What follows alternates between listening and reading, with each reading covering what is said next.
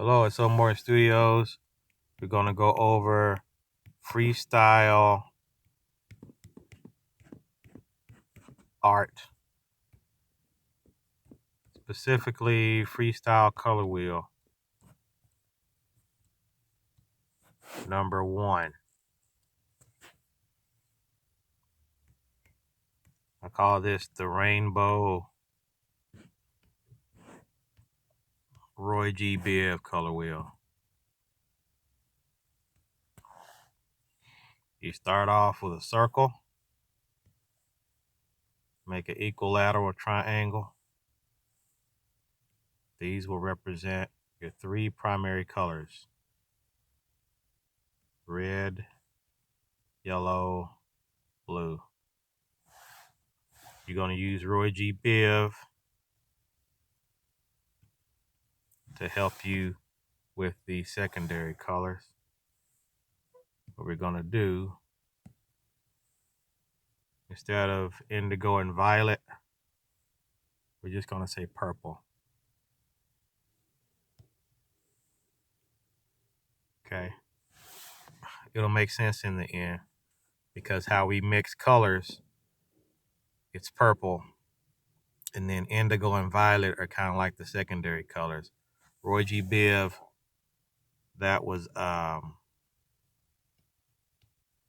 Isaac Newton in wavelengths. Like anyway, it's a different thing, but we'll still use it. So Roy, right in the middle here, red and yellow make orange. Yellow, blue, right in the middle, make green. Roy G, and then BP. Red and blue make purple. Purple, 50-50. Red, blue. RGB code 125-0125. Okay.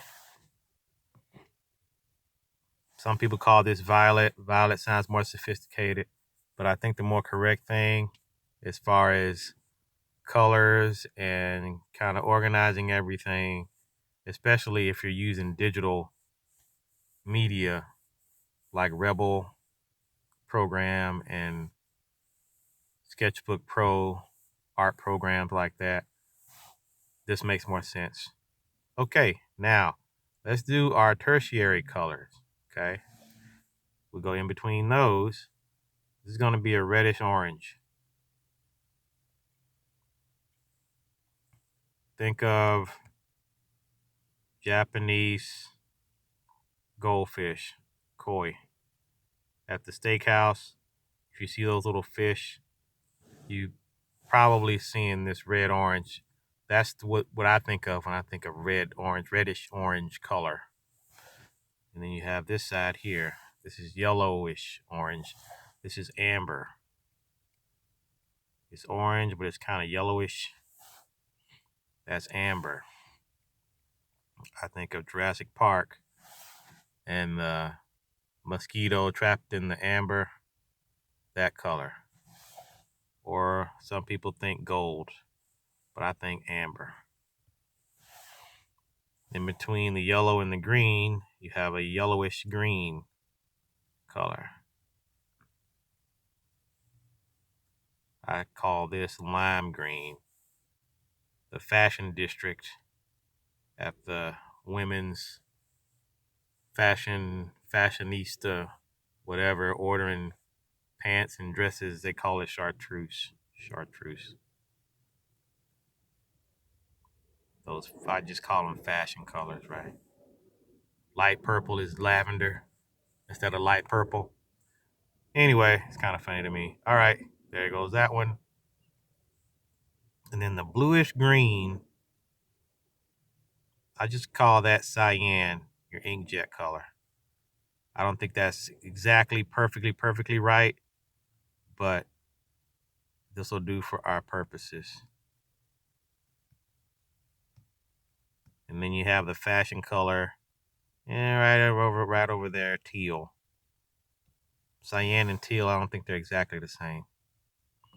Okay, that's the green, the blue-green, right? You can just call it blue-green or cyan. And then right in the middle here, here's where we get kind of complicated. Now, violet is here. It looks like a dull, let's see. This is blue-purple. And I would say on this side of the blue-purple would be violet. It looks like a dull purple, right? Bluish purple. But even bluer than that, more dark, like blue, a blue purple. That would be indigo. Just think of dark inks, dark pants, dark denim jeans. Indigo ink, India ink. From India. I think they discovered the color indigo from, I think, a plant in India.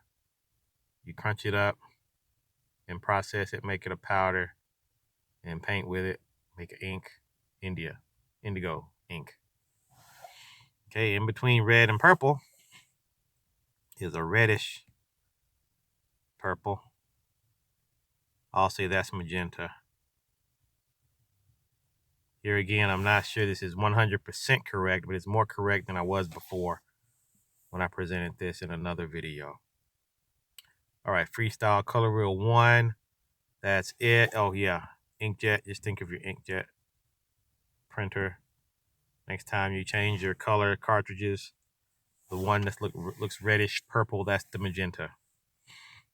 Okay, then you have your cyan, and then yellow is yellow, all that. Okay, so you have all the colors of the rainbow. But wait, there's more.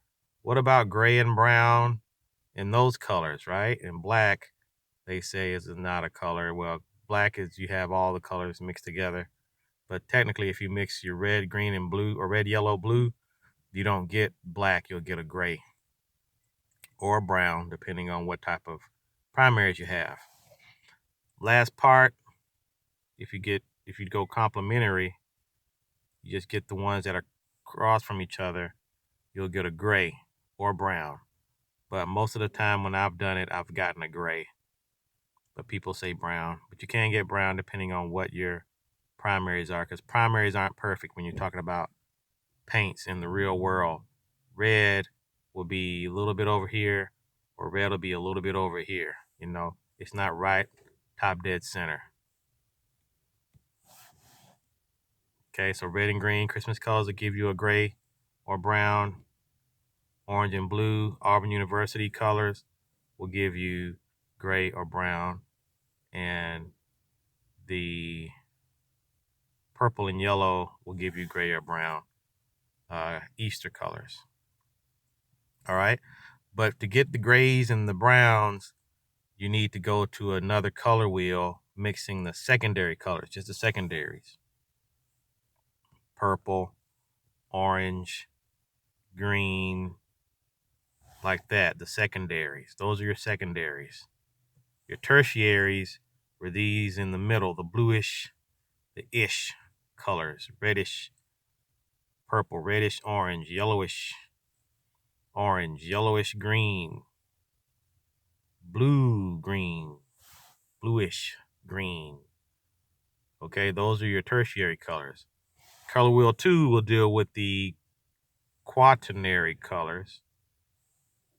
Primary, secondary, tertiary, in the rainbow color wheel, the ROYGBIV color wheel.